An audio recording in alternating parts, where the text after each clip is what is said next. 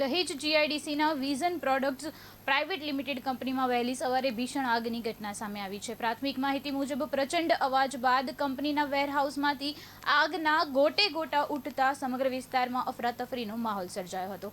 ભારે ધુમાડાના ગોટે ગોટા દૂર સુધી જોવા મળ્યા હતા અને ઘટનાની જાણ થતાં 7થી વધુ ફાયર બ્રિગેડની ટીમો અને આશરે 8 ફાયર ટેન્ડરો સ્થળ પર દોડી ગયા હતા. ઇન્ડસ્ટ્રીયલ સેફટી એન્ડ હેલ્થના ડેપ્યુટી ડાયરેક્ટર દિનેશ ગામિતના જણાવ્યા મુજબ આગ વેરહાઉસમાં રાખેલા ડમમાં લાગી હતી અને કોઈ બ્લાસ્ટ થયો ન હતો.